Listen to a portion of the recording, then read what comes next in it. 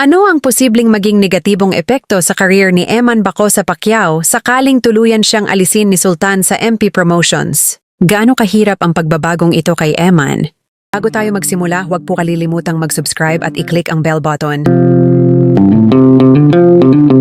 Sa mundo ng profesional na boxing, ang isang promotion ay hindi lang basta taga-ayos ng laban. Ito ang nagdidikta ng direksyon ng karera, ng exposure, at ng kinabukasan ng isang boksingero.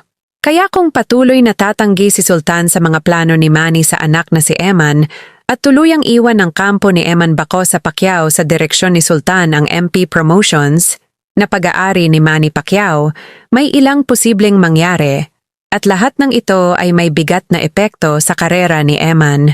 Una, maaaring mawalan si Eman ng agarang access sa malalaking laban.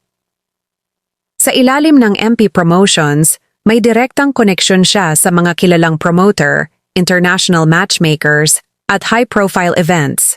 Kapag nawala ito, posibleng magsimula siyang muli sa mas maliit na promotion, kung saan limitado ang exposure, mas kaunti ang audience, at mas mahirap mapansin ng global boxing community. Ikalawa, maaaring maapektuhan ang quality ng training at support system.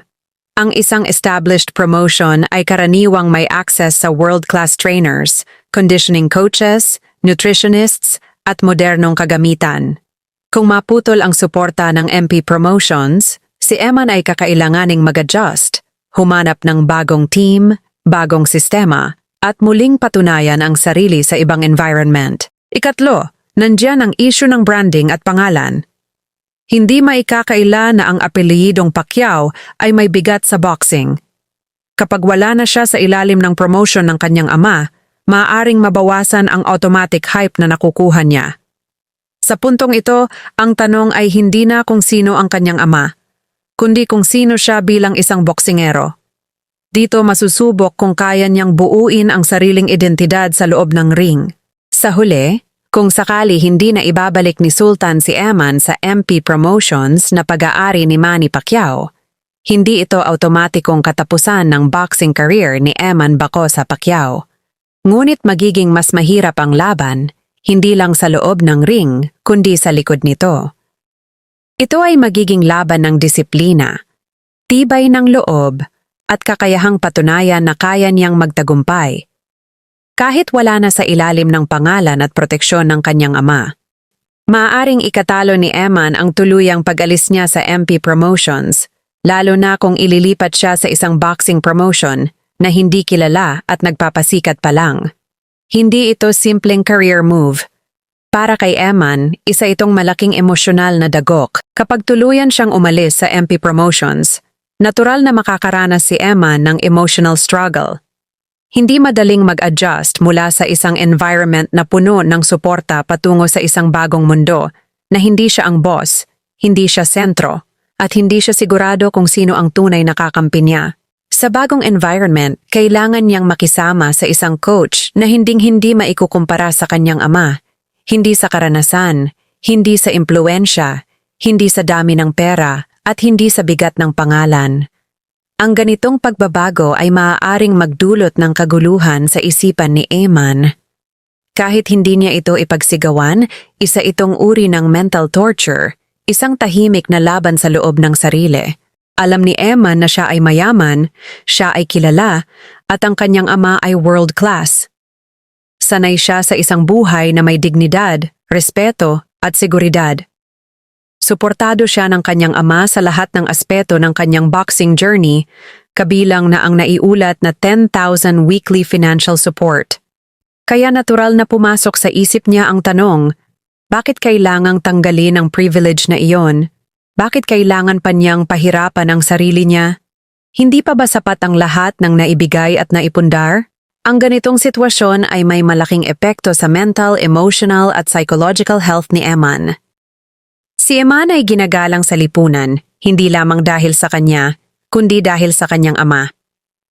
Sa murang edad na 22, malinaw na wala pa siyang ganap na kalayaan sa paggawa ng sariling desisyon.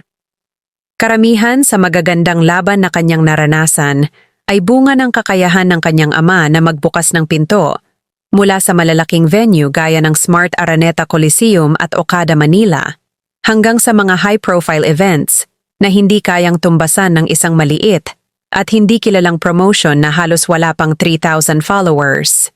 Kung magpapatuloy ang paghihiwalay at tuluyang kumalas si Sultan kay Manny Pacquiao, malinaw na hindi na sikat at prestihiyosong laban ang makukuha ni Eman. Posibleng ang tanging paraan na lang para kumita ay sa pamamagitan ng social media posting. At sa realidad ng negosyo, sino nga ba ang advertiser na magtitiwala sa isang promotion na hindi kilala?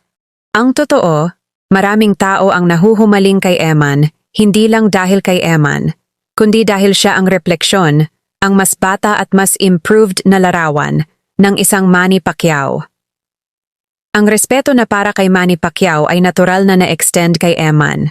Ngayon, kung ililipat siya sa isang promotion na hindi kilala at patuloy pang dudungisan ang kanyang imahe mula sa isang gwapo, maayos at sosyal na Eman, patungo sa imaheng mahirap at kawawa na unang ipinakita sa social media, malaki ang posibilidad na hindi ito tanggapin ng publiko. Hindi lingid sa publiko na kumita si Eman sa boxing, endorsements at TV guestings. May naiulat na 500,000 na suporta mula kay Chavit Singson. May kumalat din na balita na umano ay 1,000,000 na bayad sa kanilang one-on-one interview sa KMJS, bukod pa sa mga kita mula sa mga programang tulad ng TikTok Lock, Gabi ng Lagim, Unang Hirit, Family Feud, Boy Abunda, at iba pang brand ambassadorships at endorsements. Alam ito ng publiko. Kaya ang pilit na paglalagay kay Eman sa imaheng kawawa at walang-wala ay hindi nakapani-paniwala at maaaring magdulot ng mas malaking pinsala, hindi lang sa kanyang career, kundi sa kanyang pagkatao at mental well-being. Sa ganitong konteksto, ang tunay na tanong ay hindi lang kung saan ilalagay si Eman bilang boksingero, kundi kung paano mapoprotektahan ang kanyang dignidad, emosyon, at pagkatao sa gitna ng mga desisyong maaaring bumura sa lahat ng kanyang pinaghirapan, ang kanyang boxing career na kaniyang pinagpawisan, na ang puhunan ay sakit ng katawan, at ang kanyang magandang imahe sa mga brand, sa showbiz, at sa social media. So ngayon ang tanong, tama ba ang naging desisyon ni Sultan sa boxing career ni Eman? Makakatulong ba talaga ang bagong promotion sa kanyang karera o mas delikado ito? I-comment niyo ang opinion niyo sa baba, gusto naming marinig yan mga ka-star. At kung ayaw niyong mahuli sa mga susunod na boxing updates at insider stories, huwag kalimutang mag-subscribe at i-like ang video na ito. Maraming salamat po sa inyong panonood at patuloy na pagtangkilik mga ka-star.